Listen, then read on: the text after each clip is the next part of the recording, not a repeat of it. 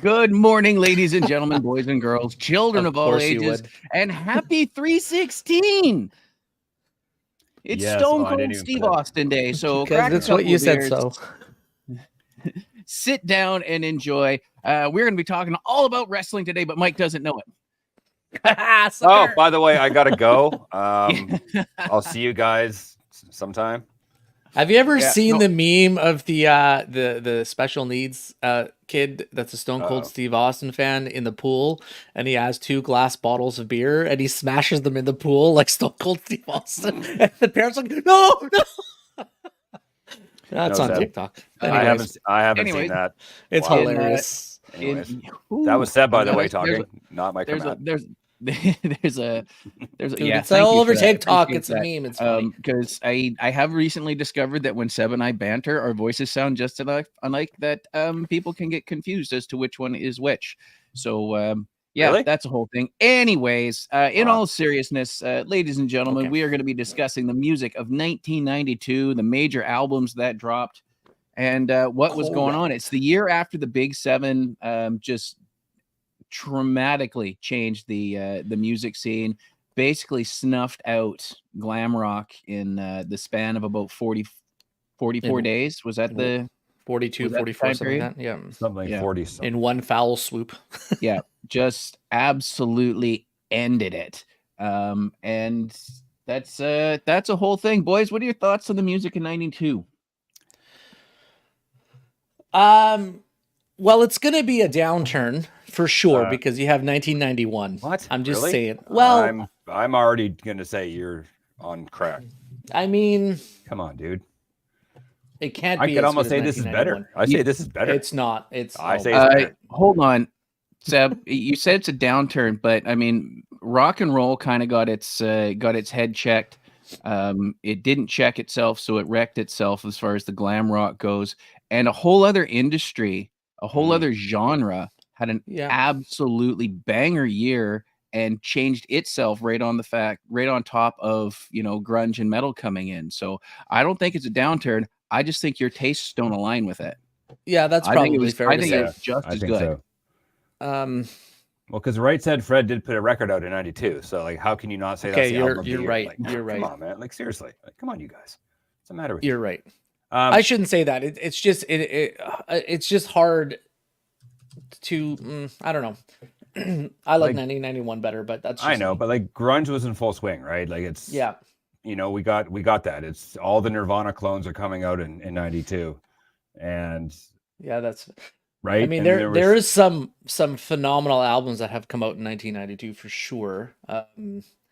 Are we just ones gonna that I happen to listen have to one sitting on ones my that I listen to desk. all the time are actually out in. I'm shocked at how many that I listen to on a regular came out in this year. So which is Right? really Yeah. cool. And there was kind of a bit of a revolution of classic bands, which we would at the time call classic rock. Led Zeppelin put out their remasters, so Mhm. they put their music out to a whole new generation of people. The Doors are riding high from the movie the previous year. Elton John had a record. And even the Black Crowes put out their second record. Speaking of Led Zeppelin, because they're kind of, in that, not that vein of Led Zeppelin, but it's that sort of classic bluesy rock. Southern Harmony, Southern Harmony, one of my favorite musical right now. companion. Yeah. And good. And one thing to note, they put a record out yesterday. Yes, Yes, I they mean, did. I listened Yes, to a they couple of did. tracks, and it's It's not bad. abso- I don't know if it's going to it's really stick with good. me. Well, I who knows, also right? I also listened to the new track from Slash's Blues album. That's I really don't know good. how I feel about it yet, but Oh my god, I'm it's not a offended. it's a cover. Well, Of it's all course it's a covers. cover. Yeah, It's all covers. The And whole album's it's- covers. It's Slash and Brian Johnson, who is basically unrecognizable in He's vocally? actually singing. He's not doing his AC/DC impersonation. He's singing. and who's did on you the notice harmonica? who was on the harmonica? Did you notice who was on the harmonica? Steven Tyler. Steven Tyler. no kidding. Yeah. Wow. Yeah, man. The If you just watch the video, it's shorter than the actual song. If you're a guitar nerd, there's like an extra 2 solos on the actual like Apple or Spotify version, and it's Slash. Of course, it's gonna. right. Of course, you're gonna have. It's awesome, but like you say, with Brian Johnson being unrecognizable, like I've never heard him sing like that. Like it's pretty cool. No, actually, it really was. I mean, It's I had nice heard. I had heard that was the case, but when I actually heard it, I went, "Oh yeah, wow." There's a bit of a voice still in that throat of his, a little bit, you know. Yeah, and he's had a rough couple of years as far as the singing goes and the touring and whatnot. So I mean, good for him. I'm really intrigued as to how the rest of this album goes because I was looking up the rest of the tracks, and there's some pretty skookum stuff and some pretty cool guest stars on there. It kind of reminds me of the blues version of that album Santana dropped in like 2000. Oh, right. With all the current people like Rob Thomas and Michelle Branch. Yeah. And all that stuff. Yeah, and Everlast was on there for a track. Yep. Anyways, Mike, you said you're listening to some of these tracks or some of these albums today. Like, give us some highlights out of that, buddy. Well, I'm listening to Southern Harmony by the Black Crowes right as we speak. Mike's in the Black Crowes mood. I am. Because of yesterday. Well, because of I didn't even realize until like 5 days ago they had a record coming out, and I'm like, oh, cool, put it on, love the songs. So I've been deep diving everything. Dinner time, Black Crowes is on. There's like Black Crowes everywhere right now. So is it just us, or is information about bands with new albums scarce these days? Because all of a sudden these albums just drop out of nowhere and I had no idea. So maybe it's on us because we're not following bands like we used to when we were teenagers or young adults, but like we used to know for sure the date of all of these different artists when their albums were coming out. For me now, it's like it's pretty much just Metallica and Iron Maiden that I am aware of, really, of when their albums are dropping. So more or less. Maybe it's because we're busier people. I don't know.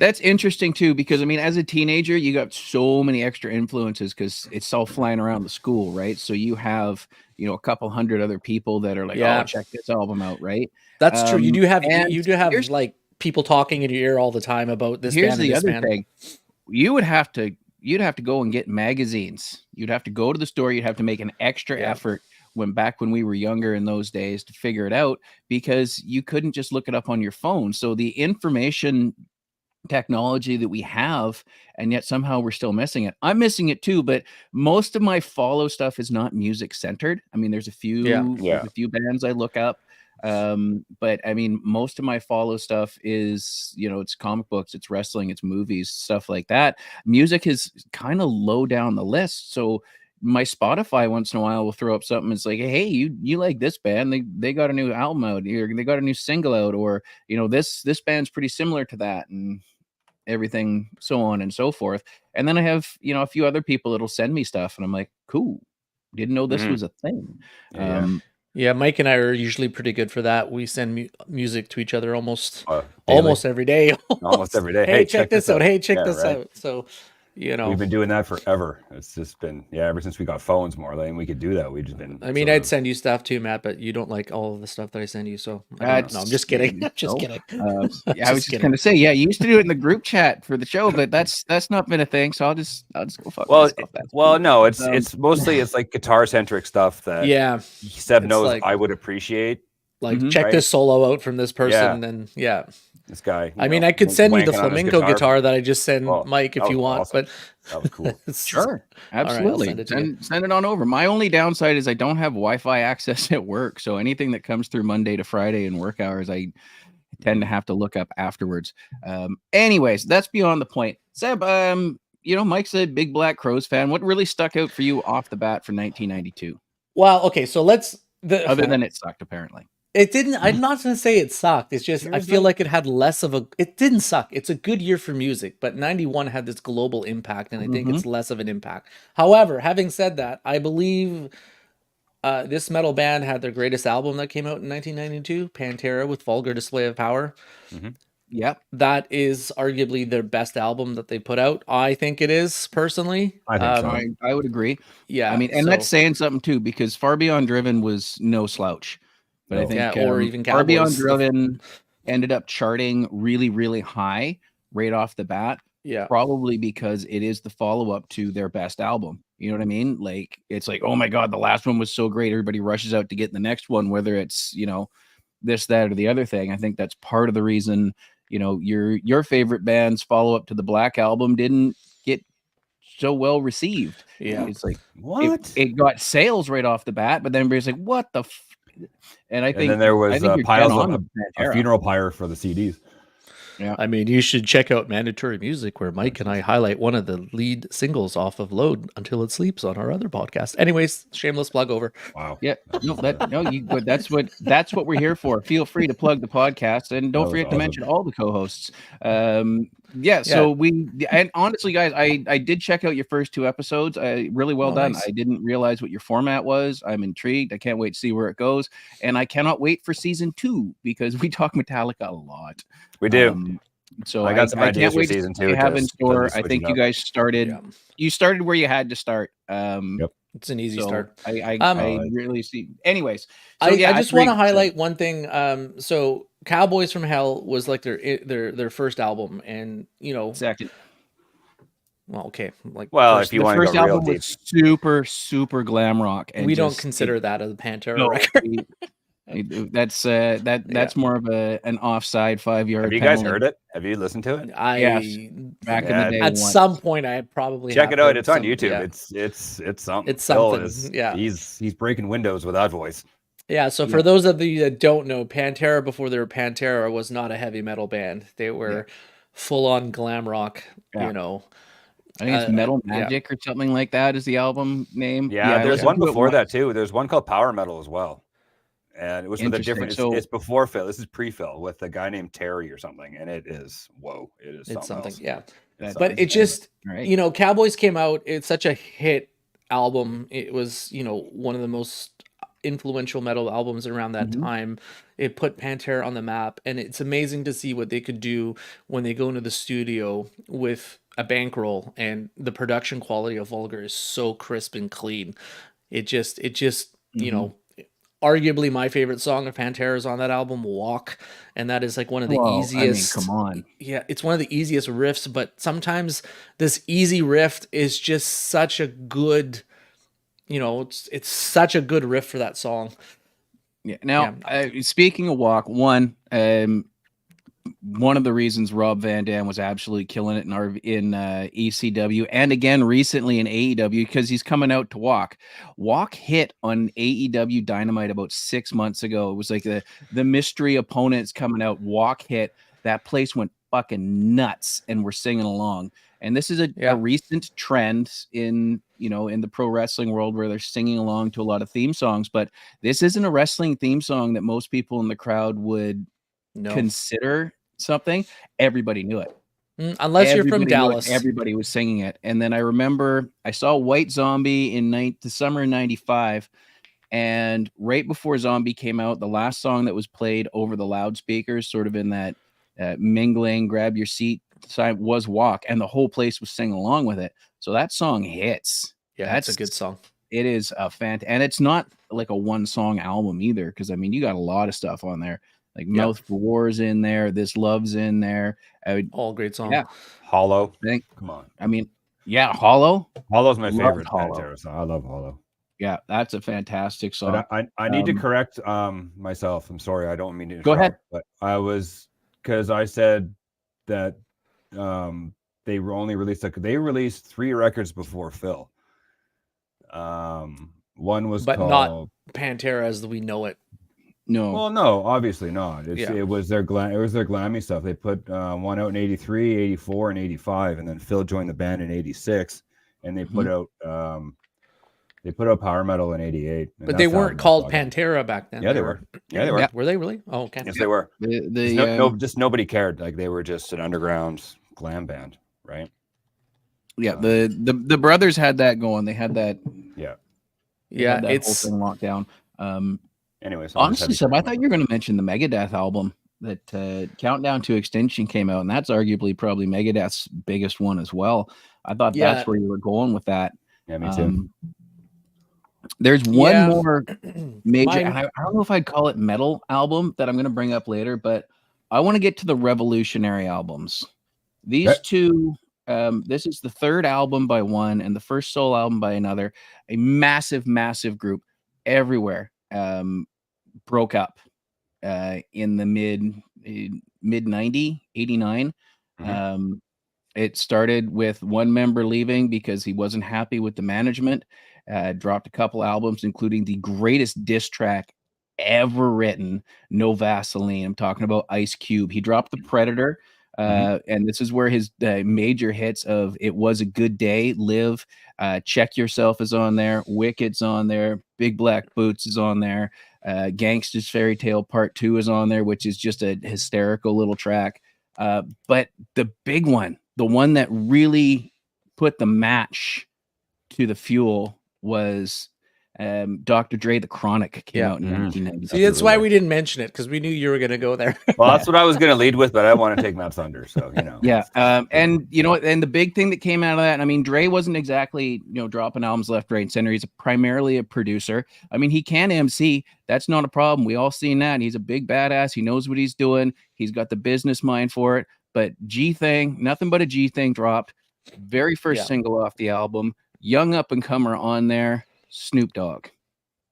And this is where gangster rap went from NWA and a couple of smaller guys to just annihilating radio-friendly hip-hop. Just wrecked it. And this turned into the gangsta rap craze that ran through the 90s. It still exists today, but it's not the same. It's not as gritty.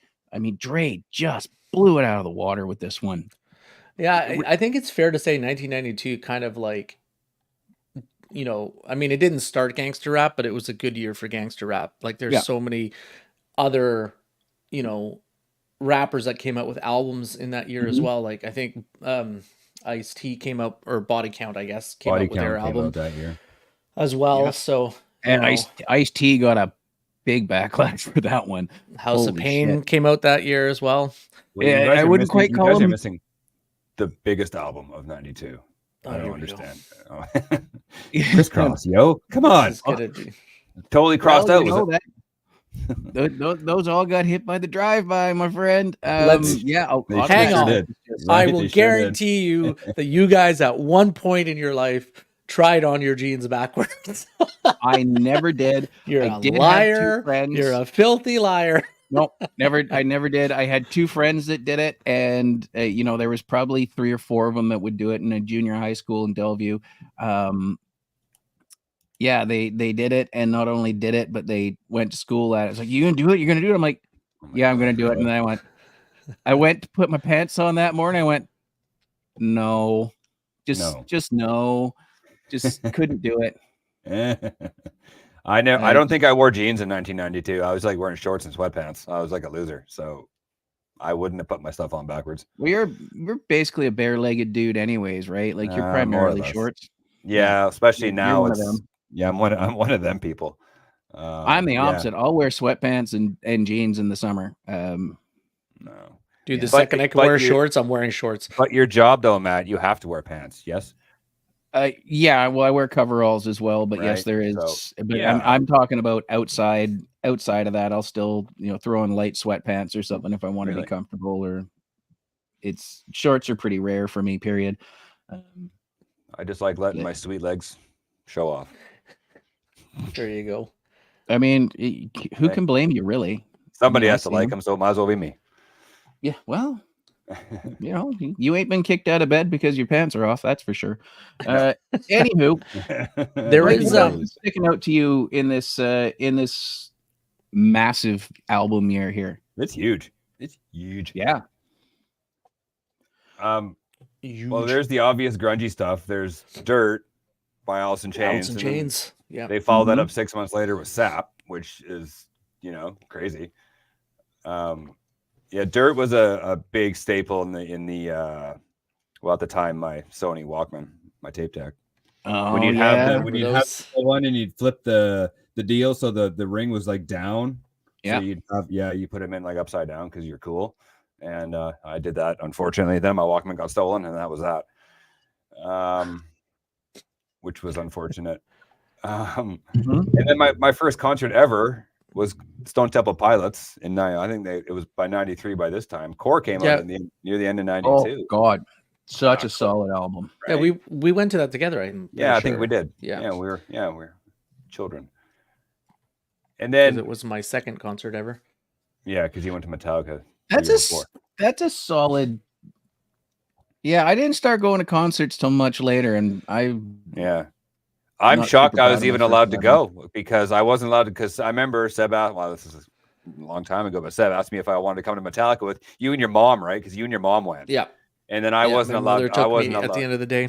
Yeah. And then my mom was like, you're not going to see those Satan worshipers. And then and then a year later, she let me go see Stone Temple Pilots, which arguably I think Metallica would have been the safer choice. Yeah. In terms of Yeah, what was I what think was going so. on at the P&E Forum when the pilots were there, but that's okay. Well, we would have been 14, 15. Right? Yeah, it was a big So- thing for them to let me go, even go to that. Yeah. So it was, yeah. I think at that point they realized, well, we got to let him go out eventually. Yes. So Eventually, he's got to go out somewhere. Just get him out of the house for a couple hours.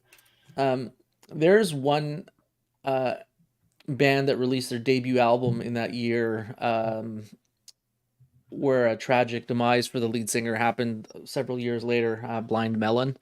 Mm-hmm. Oh You yeah, know, and Shannon means- Hoon was a special voice. I know that Yes, he was involved in I think he was singing the second track in Don't Cry for Guns N' Roses as well. Yeah, he was the back. He was right He behind was the Axl. back. Yeah, so he was a special talent that was kind of, I feel it was born and bred to be grunge, you know. I guess their most famous song is No Rain, but he had such a wonderful special voice. It was really tragic. They only, I think, released 2 albums with him, and then I think at some point in the mid 2000s they reformed with a new singer, but I haven't heard any of their new stuff.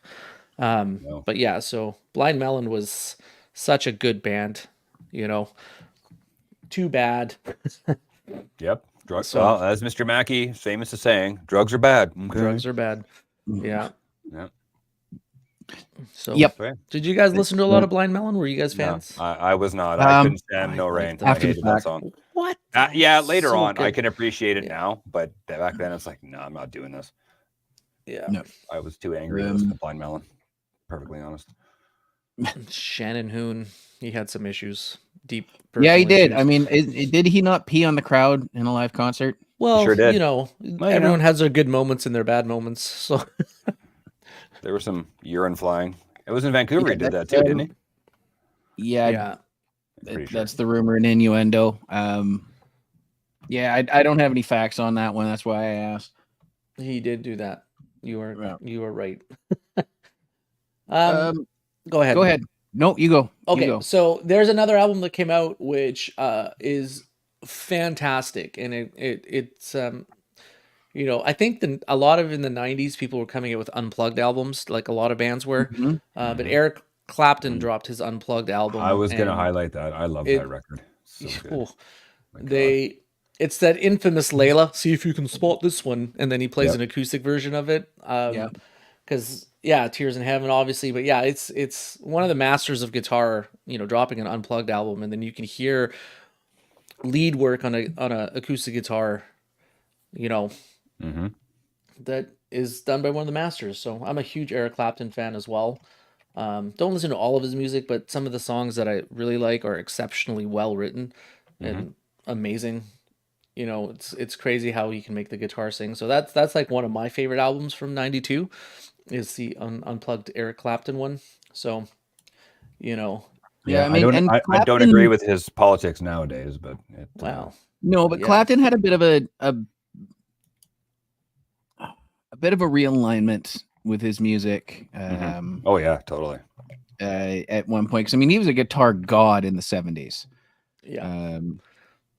Thanks, buddy. Appreciate that. It's what was closest at hand. Little hat compliment on my hat from my buddy Larry there. It's cowboy um, time. At Seb, Larry, Seb, you guys will be Hi. hanging out at AEW Dynamite in about 6 weeks. Yeah, or that's pardon coming up me, soon, isn't Collision. it? Collision. Well, that's exciting. That's for later though. Did you get my Um, ticket too, or no? Well, I did. We offered and one then to I- you. You I said no. sold it. I said no. I'm good. I don't even know when is it. May 11th. Oh, nice. So we got Well, sounds like you guys will have a good time. 6 weeks. Yeah, I'm looking forward to it. Yeah, absolutely. I'm Should be actually. This is way off topic, boys, but I'm excited whatever. about this. I was going to save it for a couple of weeks, but I'm finally going to cross one of my big 3 handshake photo opportunities off my list this summer. Gonna go meet and greet Sting down in Seattle. Oh, no way. Yeah, Wow. I'm so happy Oh my God, dude. with his That's retirement cool. match. I'm just, and then just at random from somebody that's not even a wrestling fan. It's like, oh yeah, I was talking to my buddy. This Sting guy is down in Seattle. I thought it was the musician. I'm like, Sting wait, guy. what? I said, Keska, the fuck did you say? So yeah, super excited about that. Wow. But completely off topic. That's okay.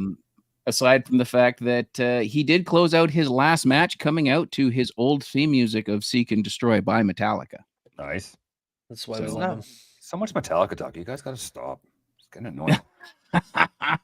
Right? Sorry, my bad. Oh, God, my seriously, goodness. can you just stop bringing it up Let's- because I'm tired of let's- it. Anyways, sorry for the outburst, guys. That's that was unlike me.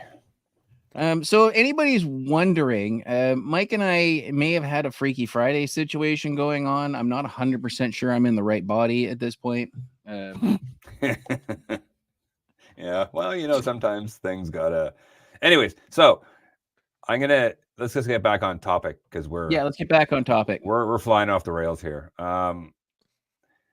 So many all these sort of I don't want to say clone, obviously 91 was a big year for rock and metal and stuff. And there's all these other Mhm. bands sort of on the fringes, like Ugly Kid Joe. They put Yeah. out Yeah, I was they just put out looking at him. because they had the Cats in the Cradle single, and then they put out I Hate Everything About You, and I don't know, I'm assuming they're on this record that came out in 92. Yeah, the the track one for me listing is that America's blew- Least Wanted. there you go. That blew my mind was I wasn't into AC/DC until I heard AC/DC live. Oh And yeah. such a Yeah. I had that in my CD player. Just it was forever, just listening to the whole thing and just thinking these guys are cool, man. The groove, it's every song is the same, and it's just people are going nuts for it. Did you guys ever listen to AC/DC live in 1992 from there? It was from the what was that record? I I'm have. losing my mind. The one with Money mean- Talks on. I can't remember. Razor's Edge. Yeah. That's it. Yeah, it was be about that era. No, I didn't really get too deep into them. It was one of those bands where you ever hear a band enough that you're like, oh god, and just it's yeah, okay, it's all, like you were saying, it's all the same, yada yada yada. But then you Mhm. find out that it's like, I know 83% of their catalog. Just by I listening think to one I'm a album. fan. Yeah. And then I actually saw them live, and I'm like, yeah, okay, I'm an AC/DC fan, And that other 17% you do not want to listen to. right? Dude, Right. the first 4 songs off that live album, just to give you an idea of how stacked that album is. It opens up with Thunderstruck, Shoot to Thrill, Back in Black, and Who Made Who. Those are arguably 4 of my favorite songs that they've ever put out are just Yep. 1, 2, and 3, 4 on the album. Yep. You're like, okay. and it doesn't stop the whole regular. No, then you got like Hell's Bells, Dirty Deeds, Whole Lot of Rosie. everything. Yeah, crazy. it's Oh, yeah. it's I mean, such a it's- good live album. It's one of those live albums where it's just basically a greatest hits concert. Yeah. I mean, I got free tickets to Def Leppard one day and went down, saw them. It was the same thing. I'm like, oh, I know most of these songs.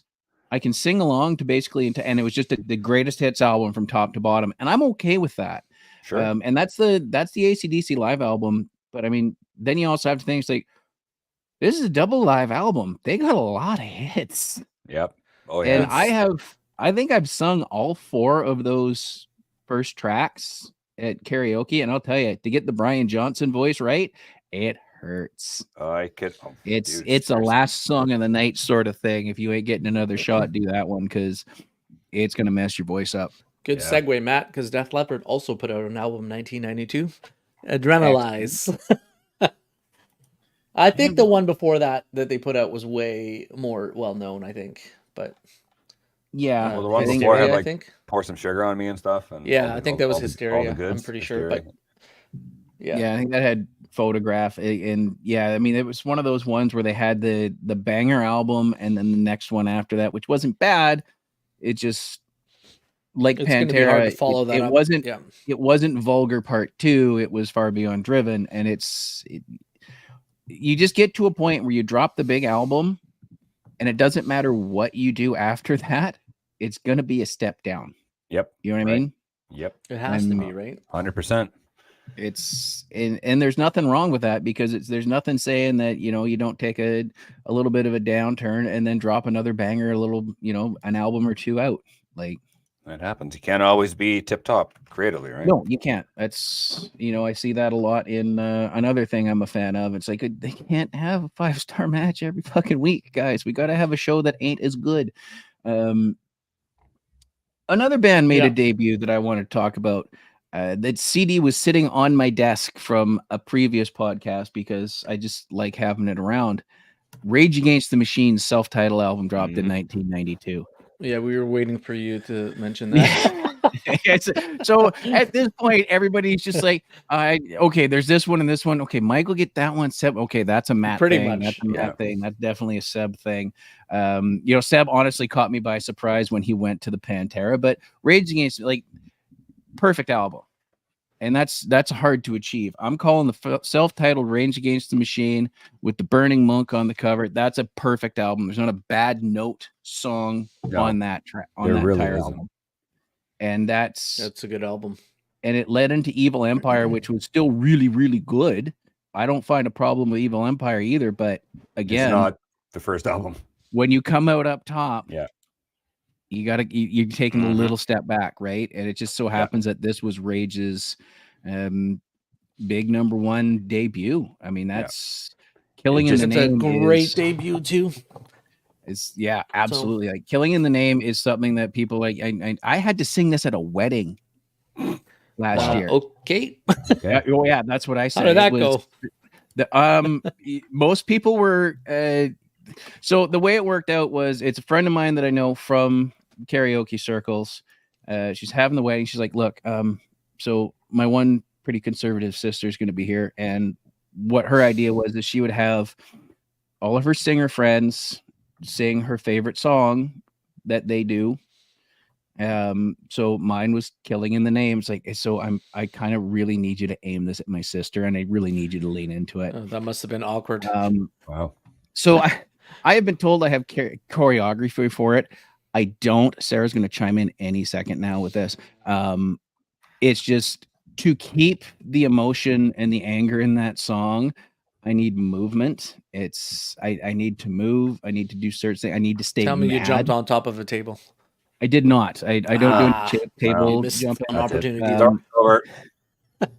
There is a video of me doing it on a cruise ship with my buddy, but it's not the full thing. Anyways, so I asked the bride. It's like, Maddie, it's your turn. I'm like, are you sure? Can I do Plush for you? Can I do that? Love Came to Town, U2 and BB King. Can I do like Rooster or anything else? Because this is a pretty big room at a wedding, and I only know about half the people. It's like, but I want it done.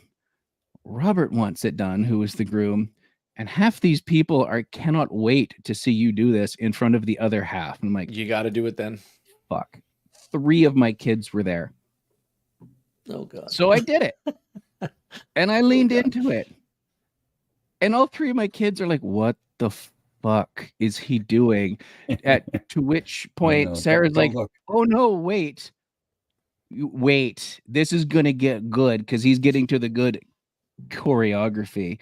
And what that is normally I'll just pace around the stage angry. But when it gets to that beginning of the fuck you, with that quiet fuck you, I won't do it. Tell me that it builds. I'll sit down and I'll just chill for a minute. And then I'll get up and I'll finish it off. But the kids are just like, what was that? Yeah, right. And it got the reaction the bride wanted. And so I guess cool, but it was weird. It was that's weird. Not exactly a song that you know, it's top on the list for a wedding.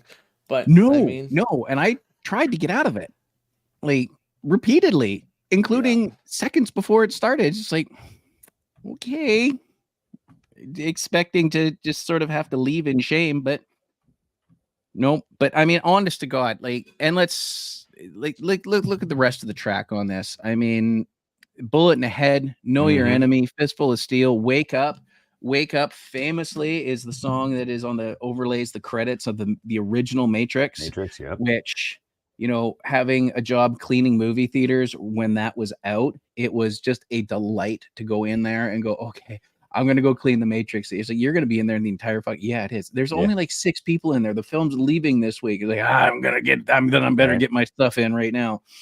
Like, you can't, it is probably the powerhouse protest social injustice album ever. Yeah, we have mentioned that several times before, but they have a perfect 100%. name for their concept of what they want to represent. You know, Perfect name, Yeah. unique sound at the time.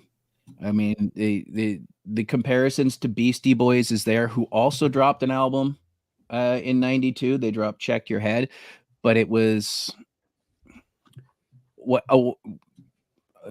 it's rap rock. Beasties kind of did the same thing. They leaned a little more into the hip hop when they got popular, but Rage was a completely different sound, a completely different vibe, a completely different philosophy.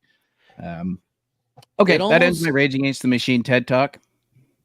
Appreciate Thank it. you for joining us. Well, we're overlooking the godfather of grunge. He put out Are we? Harvest Moon in Oh, 1992.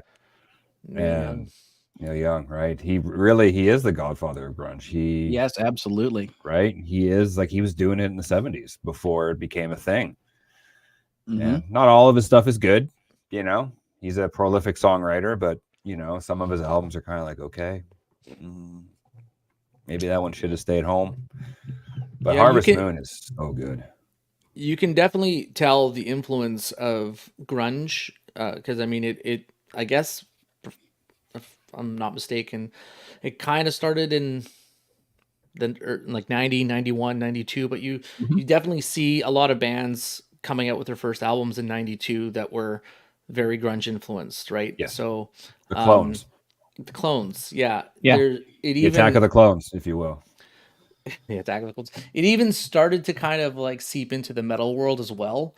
You know, industrial metal started to blossom in 92 with the, you know, Ministry's first album, Psalm 69. Hell yeah. Which is probably my favorite song by them. Jesus Built My Hot Rod. I freaking love that song. But that was kind of my first experience in 92 of industrial metal, which has definitely a different tone than regular metal. Oh, big time. So yeah, we have to highlight them as well. I mean, and you know, not just them, but peak industrial metal, you don't have to go no further than 3 letters, NIN, and they dropped Broken that year.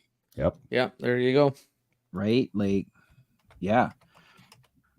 Absolutely. Like 9 Inch Nails, how do you, like, and I know Trent's kind of gone into scoring films these days and doing original music for films, and good for him, but that band burns so bright in the 90s. He does well at that, actually.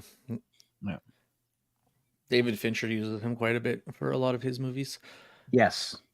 Yes, he absolutely does.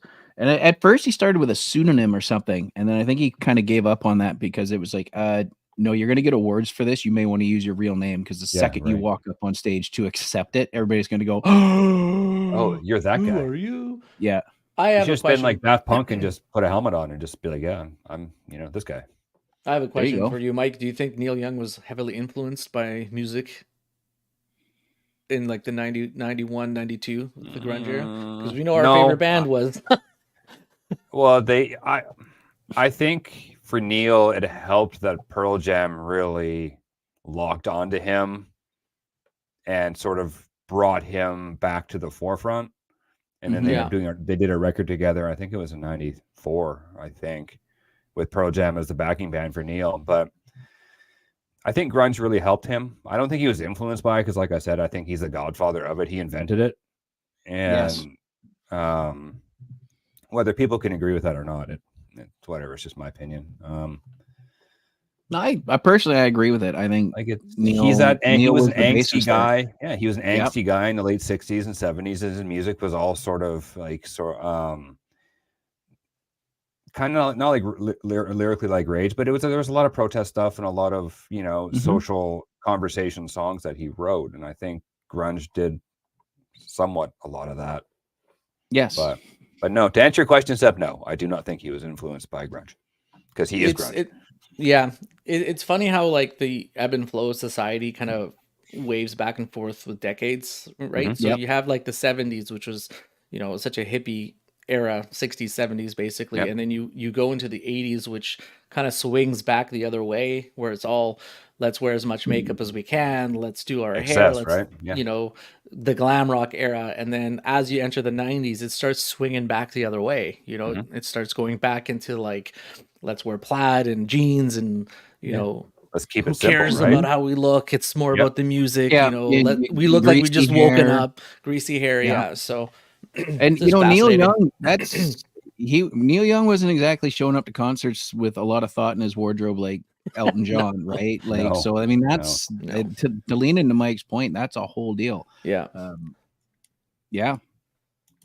Anything else stand out for you boys in this? I'm looking at a couple albums from a couple of one-hit wonder albums in the list. I'm looking at a band that would evolve into Queens of the Stone Age.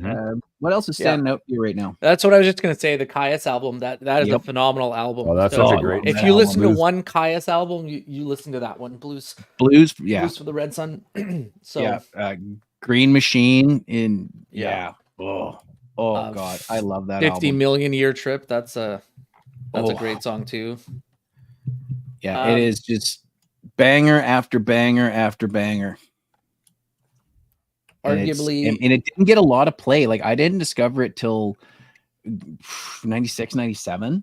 Another buddy of ours was a big Caius fan. Big fan. Mm-hmm. Yeah. That's, I know we're not talking movies. Go for it. But Singles came out in 92, which was a spotlight on the Seattle scene, basically. Yes. Cameron Crowe's amazing movie with the soundtrack, basically a greatest hits of Seattle bands and a few others in there, like Alice in Chains, Pearl Jam, Chris Cornell solo, Mudhoney, all that stuff. So we can't really forget about, I know we're not talking movies, but no, but still, this is a great compilation. I just pulled it up. Yeah. I mean, we got a cover of the Battle of Evermore on there too, right? Right. Mm-hmm. So that's like going back with that whole Led Zeppelin remasters with all the all this grunge stuff and Neil coming back into the fray, and then I think Led Zeppelin, Jimmy Page was like, "Hey, let's do this now. Let's put the remasters out now." See, and those remasters sold an absolute ton of records, a complete shit ton of albums. And then like our generation discovered Led Zeppelin, and I know friends of ours back in the day, it was all Led Zeppelin all the time for a while. Yeah.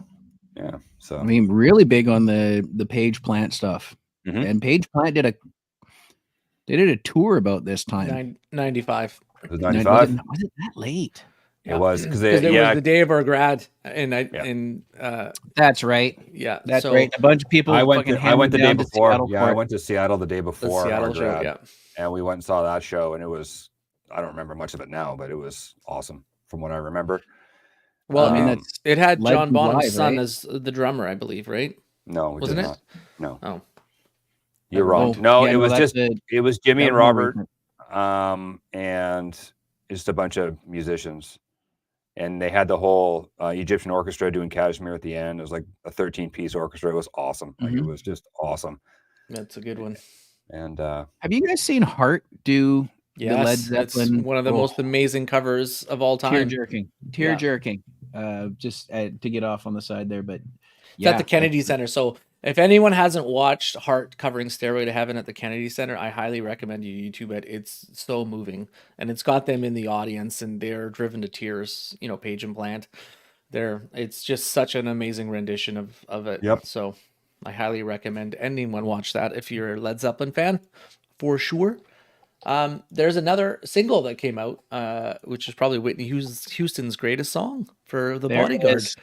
Yeah, that came out in 92. I Will Always Love You. Thank you, Dolly Parton, for cover writing though. Yeah. Yes. Yeah, Dolly Parton wrote that. Thank you, Dolly. Yeah, it's actually, if you watch the old Dolly Parton, Burt Reynolds movie, The Best Little Whorehouse in Texas, it's the final song Dolly sings the movie closed with. I feel like Whitney Houston had owned that song when she did it. Whitney definitely took it to a whole other level. I'm not going to sit here and say that, Dolly's is the better version. It's just a lot of people are like, oh, it's Whitney's best song ever. Yeah, it's a cover. No, it's not. Yeah, it is. Sure is. I can prove it because it was in a movie. But no, Whitney did that thing where, some people just take a cover and they do whatever they need to do to get it legally. I mean, there's definitely money changing hands somewhere, and just put it on a whole new level. Hey, I'm sure that Dolly Parton was like, thank you for the paycheck, Whitney. Absolutely. But, 100%. Dolly's also like too good for this world too, right? Like that woman is just an absolute gem of a human being. She's like it's Mother Teresa, Dolly Parton, everybody else. Like, let's be honest here. Yeah.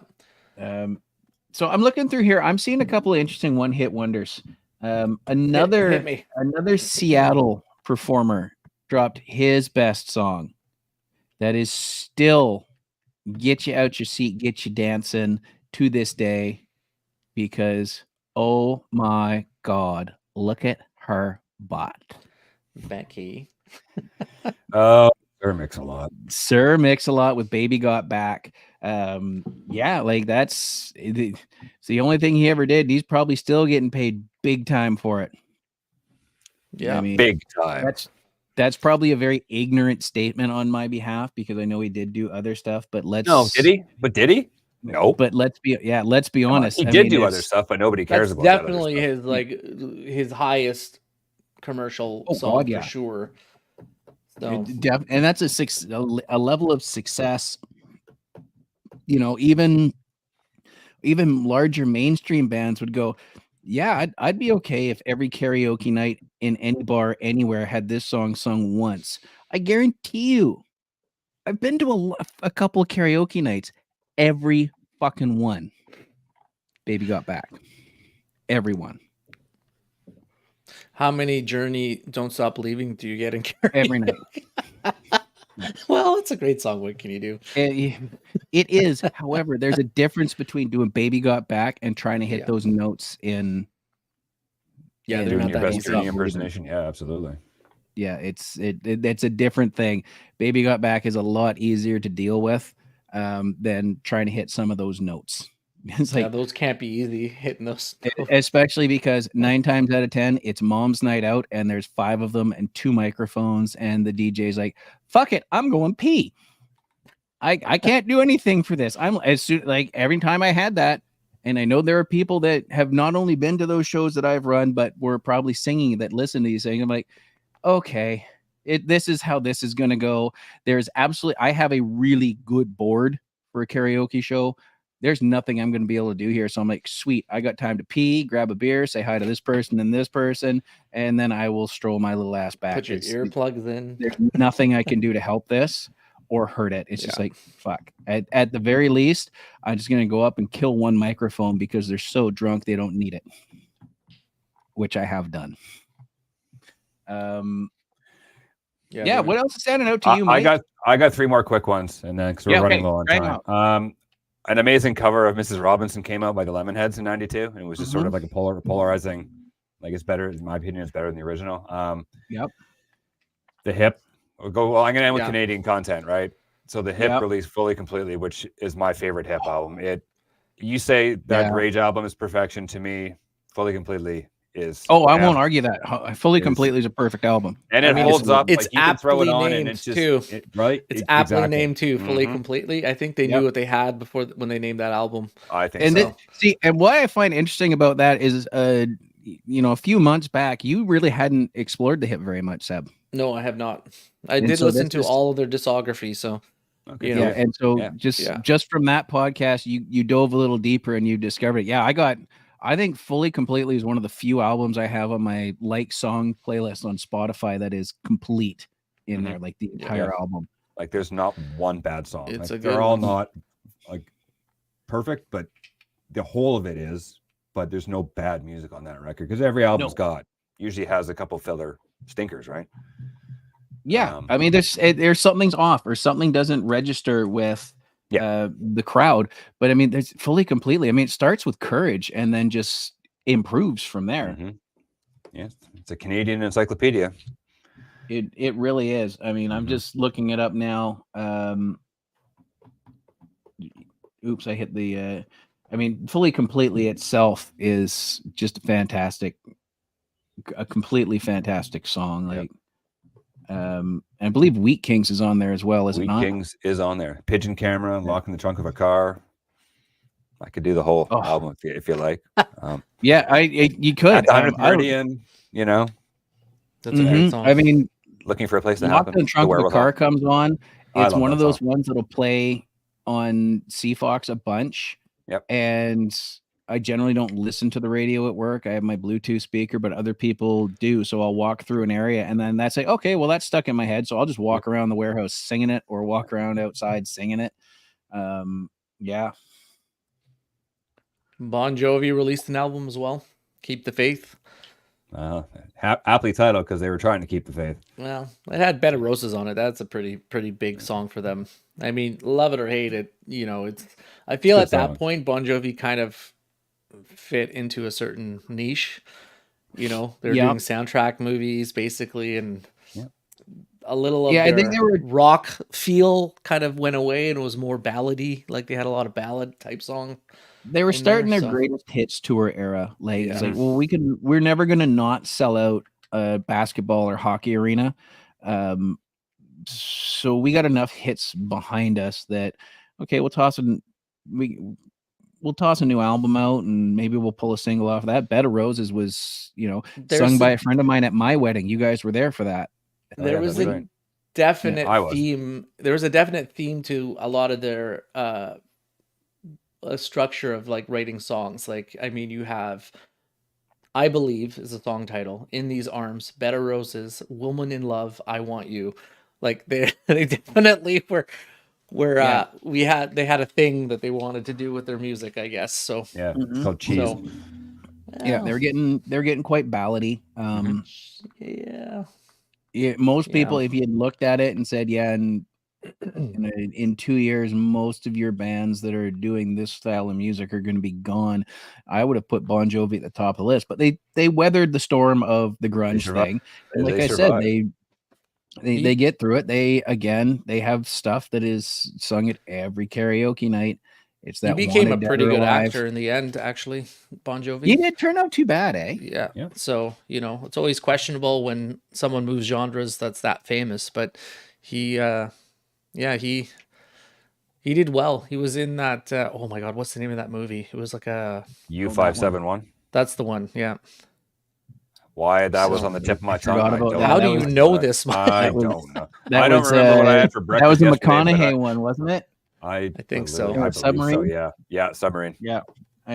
But he disappeared into the role. You didn't even know it was Bon Jovi. It was just No, like that's- some guy. It was just Yeah, he committed to it, and that I was think his it helped controller. that he wasn't put in top billing because it was Matthew McConaughey and there was somebody else above him in that one.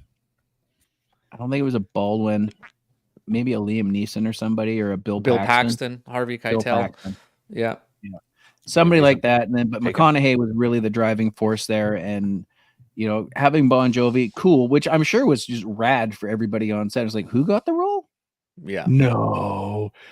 But yeah, they absolutely switched genres, did the right thing, fell into the whole Yeah, and he did I don't need to be the star.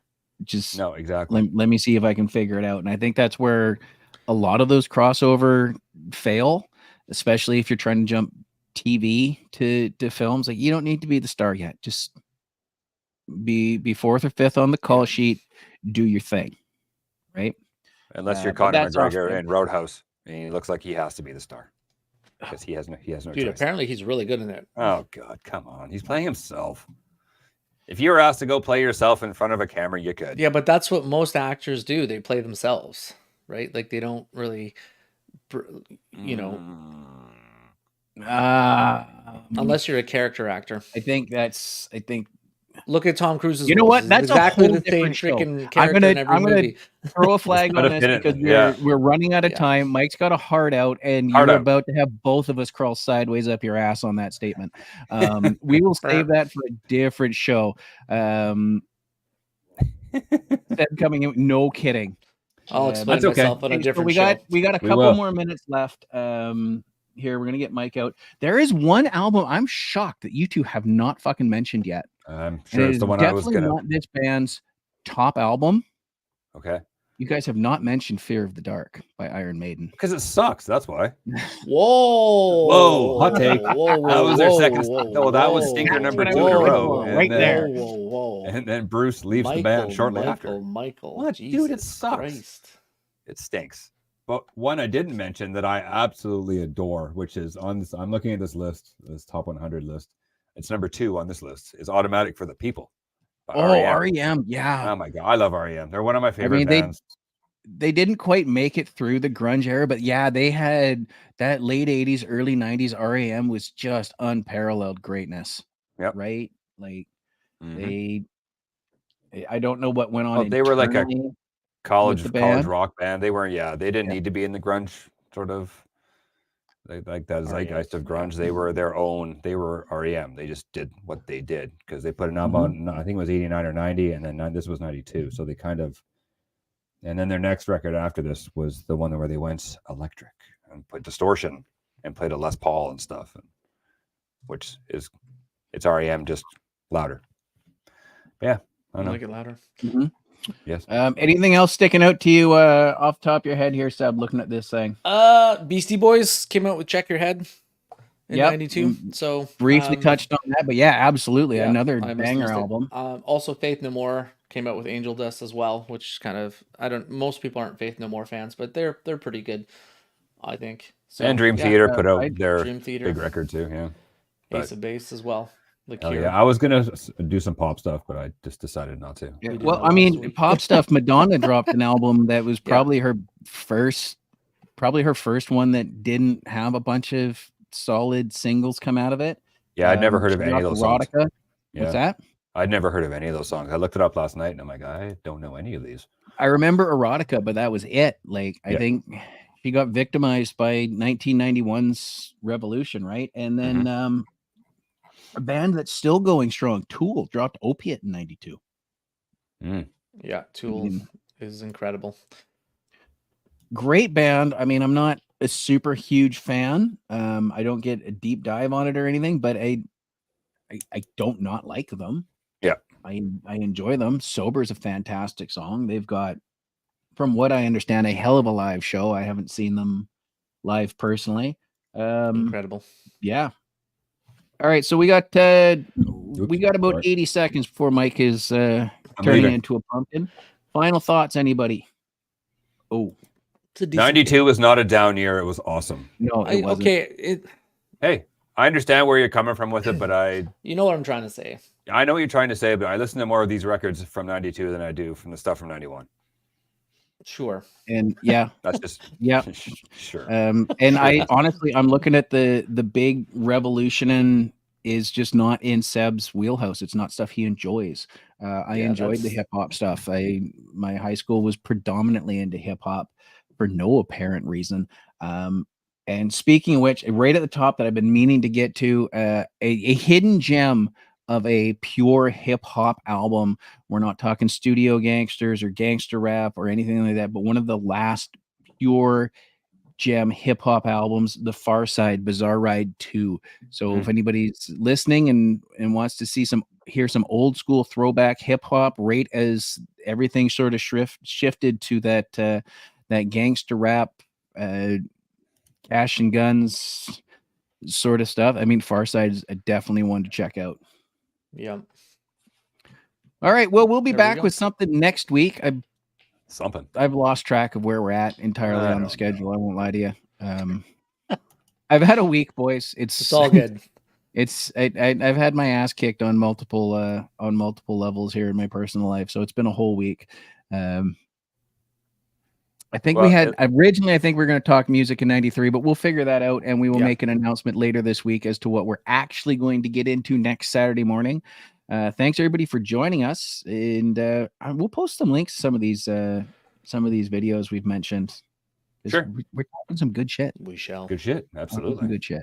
And don't forget to check out the music, mandatory music with these two. 3 episodes out now, and Yep. another one on the way. I would assume. I'm hoping. You would assume correct. And just for those of you that haven't checked it out, that it's on the list. Basically, you want to explain what the concept of this is in the next 30 seconds? Go, Seb. Do it. Yeah, we basically take a song. So the first season is Metallica. We take one specific song and do like a real deep dive into it. Usually explore it within about 30 minutes. They're really quick episodes, but we dive into what the lyrics mean to us, or what they mean to the band, how it was written, you know, where the band was at the when At it the was time. written, basically at the time. So yeah, and yeah, we just kind of really explore a specific song and what it means to us and what our interpretation of it is, basically. So if you like that kind of stuff, check us out at Mandatory Music. Mandatory, baby. There you go. And that's available right in the same place as this is. You can check it on YouTube and Spotify. Correct. Or no, you guys don't do the YouTube. Apple, You do Spotify, the Apple, Spotify, and a bunch of other spots. Castbox, And, Overcast. I know I sent my entire friends list over to your page. Yes, thank you. And yeah, so check them out. Yeah, if you the response has if been you good. haven't There's yet. more people listening than I thought were going to. So, you know. I mean, I downloaded Good. 18 times on 18 different Oh, platforms, is but that, that's okay. oh, No, I'm is just that kidding. why? Oh, well, it was just both of us downloading it every single time. Nobody's listened, but that's okay. Yeah. It's I guarantee you have one download that's legit. right. I promise We have you one, that. and I don't care if Yeah. it's 1 or 1 million. I'm happy doing it. It's a lot of fun, and whatever. I just get to spew my verbal diarrhea about my favorite band. And you know what? I'm there we interested go. to see how this goes with the next band, because I mean, It's gonna be interesting. for others, they don't get you two back and forth about Metallica a lot. So No. I've heard lots of this before. It's fun to hear you two banter back and forth and all that, but I'm looking forward to see what happens when you get into a little deeper else. water on a band that maybe Yeah. you two aren't on the same page about. I mean, Let's- sometimes maybe. we agree, most of the time we don't. Yeah. Yeah. But yeah, it's gonna be I know, especially with a band that I don't know well, like inside and out, like I do Metallica. It's gonna be I mean, I lived through that story you guys told on episode 0 about Iron Maiden. I was snickering the entire way listening Oh, yeah. to Right. the handicap match between Seb and Mike all day long. Well, Seb, that sounded wrong. Handicap match is 2-on-1. Yeah, you gotta between clarify that Seb- immediately. It's a between wrestling Seb thing. and Mike and Cooper at the Hyde Boys. Yeah, Versus, the Hyde Boys were ganging up well, on Seb, and then we were eating crow by the end of the night. So it was. It was, and wonderful. I couldn't help but snicker, and because you guys would get on each other, and I'd start laughing because I did look up the set list, so I knew who was right. It was and, coming. It was coming. and it's just I'm like, I'm not telling you which one of you guys I'm laughing at. That's all it is to it. Right. I'm just gonna keep laughing. Yep. So, and there's actually a photo I have, which I will share, of the moment it started playing and the disgust on two faces and the sheer joy on the other. So yeah, Mike, I'll find that one and He share had that the camera later on. ready. Yep. Yeah. Anyway. I did. I 100. I knew the song was coming. All right. Thank you, ladies We'll and see you gentlemen, next for week. joining us. We will make an announcement. Check out Mandatory Yeah. Music. I will make an announcement as things are rolling over here. So there'll be some more content coming from a few other at the In Studios. And we'll check you next week. Good afternoon. Bye. Peace and love. See ya.